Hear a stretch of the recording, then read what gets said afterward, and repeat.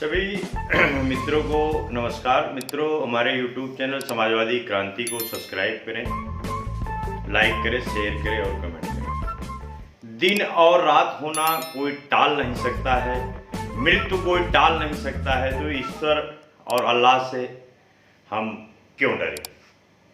भारत विकसित देश क्यों नहीं?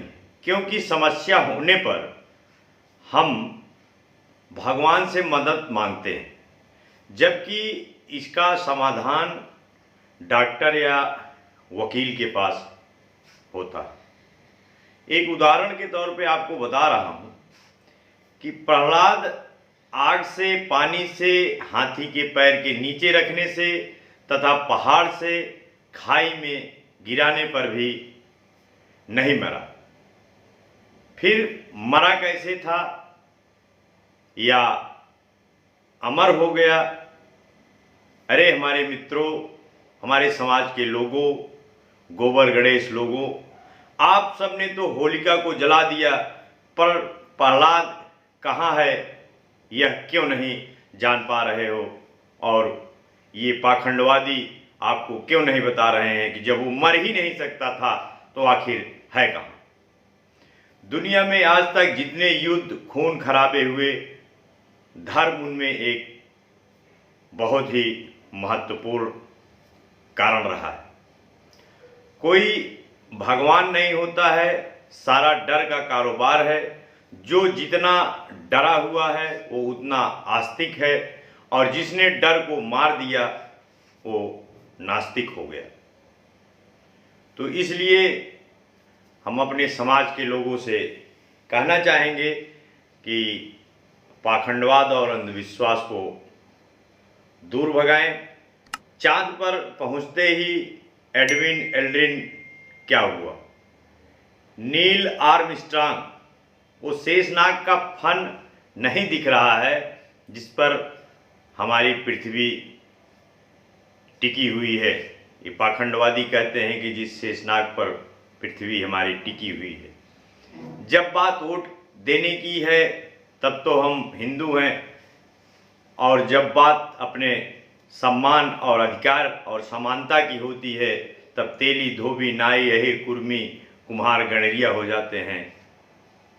तो ये क्या है? पाखंड से मुक्त देश बनाना है। जब देवी देवताओं के पास अपार शक्तियां थी तो आप लोगों को समझना चाहिए कि हथियार क्या उन्होंने आलू छीलने के लिए रखे थे।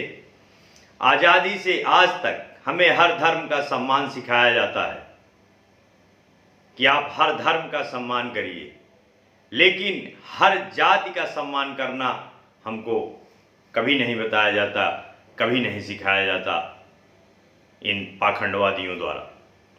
जब सरकार ही धार्मिक मुद्दे की आग को हवा देने वाली हो तो देश की फिजा में आग को तबाही मचाने से कोई नहीं रोक सकता।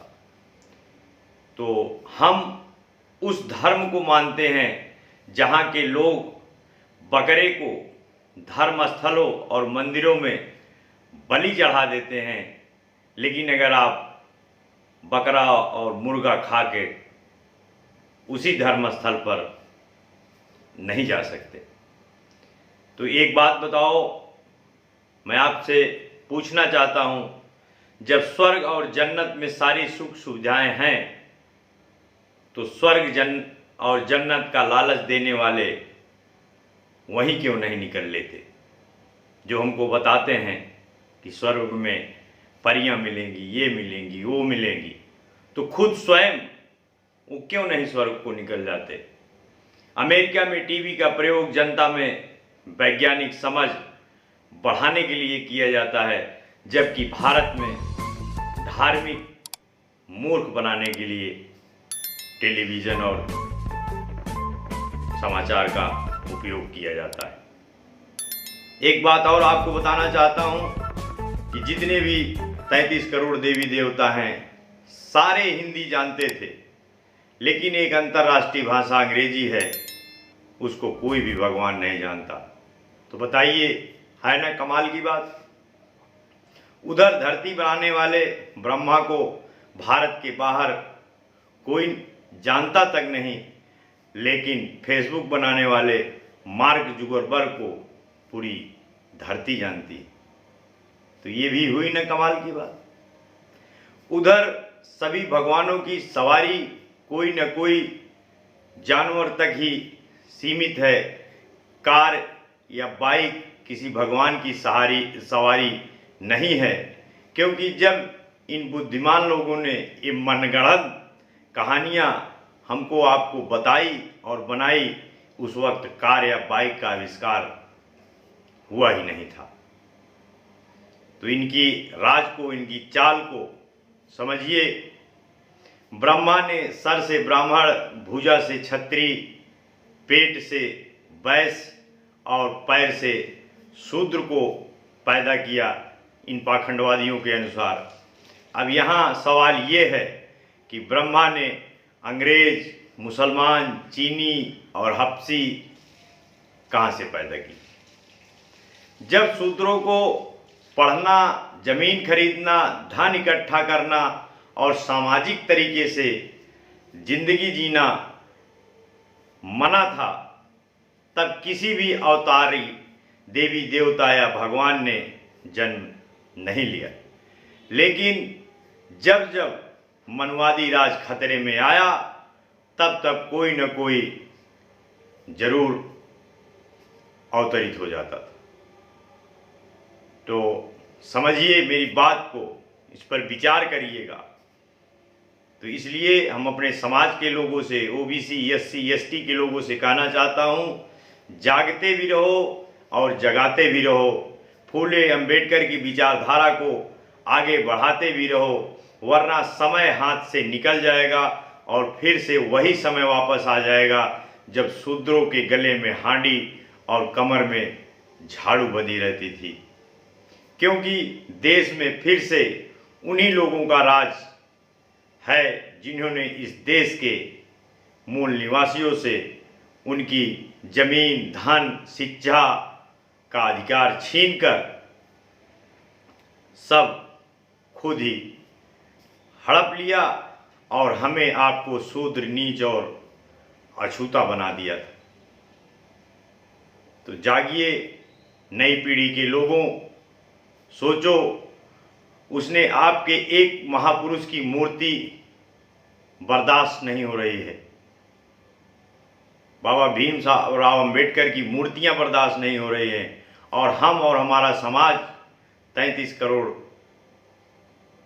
देवी देवताओं को घर में पूज रहे हैं। तो समाज के असली गद्दार हम और आप हैं। तो इसलिए सभी साथियों से समाज की निवेदन है, जागते रहो, जगाते रहो, पाखंडवाद भगाओ, देश बचाओ। अच्छा कार्य केवल ईश्वर करता है और बुरा कार्य शैतान करता है। आखिर ये शैतान रहता कहाँ है, जबकि कण कण में भगवान है? तो बहुत ही मार्मिक बात है। जो मर गए वे बता नहीं सकते, और जो जीवित हैं उन्होंने देखा नहीं है। फिर आखिर पता कैसे चला कि नरक में दंड मिलेगा और स्वर्ग में अप्सराएं मिलती हैं? तो मैं अपने समाज के ओबीसी, एससी, एसटी के लोगों से एक अपील करूंगा कि पाखंडवाद भगाइए, अंधविश्वास भगाइए, अपना सम्मान, अपना अधिकार सुरक्षित रखिए। जय भीम, जय भारत, जय अम्बेडकर, जय संविधान।